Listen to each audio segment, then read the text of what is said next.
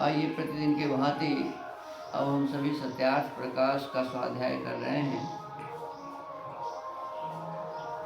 सत्यार्थ प्रकाश में 14 समुल्लास है और इसमें प्रथम समुल्लास में ईश्वर के ओंकार आदि नामों की व्याख्या है। द्वितीय समुल्लास में संतानों की शिक्षा, तृतीय समुल्लास में ब्रह्मचर्य पठन पाठन व्यवस्था, सत्यासत्य ग्रंथों के नाम और पढ़ने पढ़ाने की रीति, चतुर्थ समुल्लास में विवाह और गृहाश्रम का व्यवहार, पंचम समुल्लास में वानप्रस्थ और संन्यासाश्रम का विधि, छठे समुल्लास में राजधर्म, सप्तम समुल्लास में वेदेश्वर विषय, अष्टम समुल्लास में जगत की उत्पत्ति स्थिति और प्रलय, नवम समुल्लास में विद्या अविद्या बंध और मोक्ष की व्याख्या, दसवें समुल्लास में आचार अनाचार और भक्षा भक्ष विषय, एकादश समुल्लास में आर्यावर्ती मत मतांतर का खंडन मंडन विषय, द्वादश समुल्लास में चारवाक और बौद्ध और जैन मत का विषय, त्रयोदश समुल्लास में ईसाई मत का विषय, 14वें समुल्लास में मुसलमानों के मत का विषय और 14 समुल्लासों के अंत में आर्यों के सनातन वेद विहित मत की विशेषतः व्याख्या लिखी है, जो स्वमंतव्या मंतव्य प्रकाश के नाम से जाना जाता है। तो कहते हैं स्वामी जी कि जिसको मैं भी यथावत मानता। अब अभी प्रथम जो समुल्लास है जिसमें ईश्वर के नामों की व्याख्या की गई है, तो इसमें सबसे पहले ओम शब्द की व्याख्या है। इसकी व्याख्या है ओम शब्द की व्याख्या है और ओम के संबंध में वो प्रमाण देते हैं कि यजुर्वेद के 40वें अध्याय के 17वें मंत्र हिरण्मयेन पात्रेण सत्यस्या पिहितं मुखम योषावादित्य पुरुषः सोषावहम ओम खम ब्रह्म। यहाँ 3 नाम परमात्मा के बताए गए हैं इस मंत्र में। सबसे पहला ओम, सबसे पहला क्या बताया गया? कहते हैं कि सबकी रक्षा करने वाले हैं परमेश्वर, तो सबकी रक्षा करने से परमात्मा का नाम क्या है? ओम है। और फिर कहते हैं कि आकाश के समान आकाशवत वो सब जगह व्यापक हैं।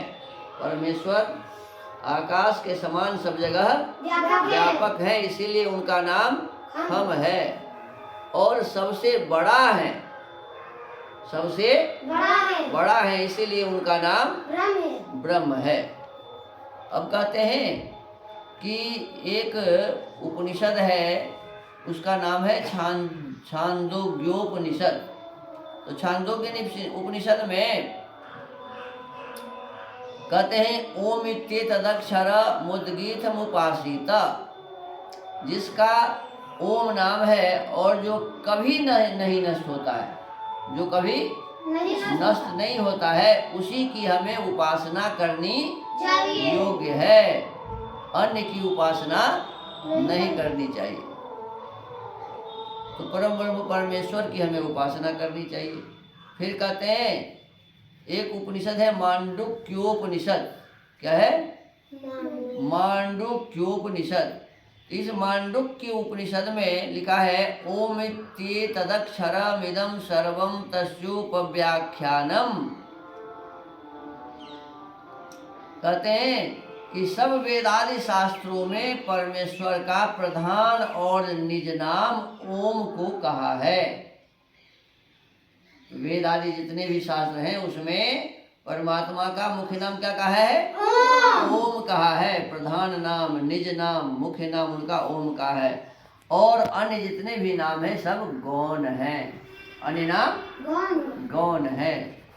ऐसे ही एक उपनिषद है कठोपनिषद। क्या है?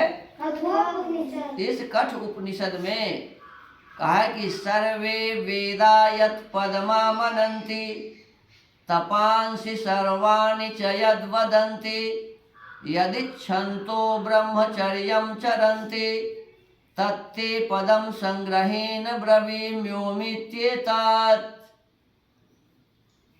नचिकेता जब यमराज से पूछते हैं कि मुझे तो यह बताइए कि इस संसार में सबसे जो मुख्य ईश्वर है उस ईश्वर को कैसे हम जान सकते हैं, किस नाम से उसका हम जप करें। तो नचिकेता को यमराज बताते हैं कि सब वेद, सब धर्मानुष्ठान रूप तपश्चरण जिसका कथन और मान्य करते और जिसकी प्राप्ति की इच्छा करके ब्रह्मचर्य आश्रम करते हैं उसका नाम ओम है। क्या बताए कि सब वेद, वेद कितने हैं? चार। ऋग्वेद, यजुर्वेद, सामवेद और अथर्ववेद। तो ये चारों वेद जिनका गुणगान करते हैं और जितने भी धर्म के अनुष्ठान हैं, जितने भी तप आदि आचरण है, जिसका कथन और मान्य करते हैं, माने वेद आदि जिसका कथन और मान्य करते हैं और जिसकी प्राप्ति की इच्छा करके, जिस परमेश्वर की प्राप्ति की इच्छा करके लोग ब्रह्मचर्य का पालन करते हैं, कहते हैं उसका नाम ओम है। उस परम ब्रह्म परमेश्वर का नाम क्या है? ओम है। देखिए कठोपनिषद में भी यही बातें आई हैं कि उस परम पिता परमात्मा का नाम ओम है, जिसकी हमें उपासना करनी चाहिए, जिसकी प्राप्ति के लिए हमें ब्रह्मचर्य करना चाहिए, जिसकी प्राप्ति के लिए हमें धर्म का अनुष्ठान करना चाहिए, जिसकी प्राप्ति के लिए हमें तपस्या करनी चाहिए, तपस्या करनी चाहिए। तो इन सभी कामों को हम क्यों करें? तो ओम की प्राप्ति के लिए, अर्थात परमात्मा की प्राप्ति के लिए। तो उस परम ब्रह्म परमेश्वर का मुख्य नाम ओम है और उसी की हमें उपासना करनी चाहिए। ये विशेष रूप से इस कठोपनिषद में भी कहा गया। तो आज इस स्वाध्याय के क्रम को यहीं विराम देते हैं। ओम नमस्ते।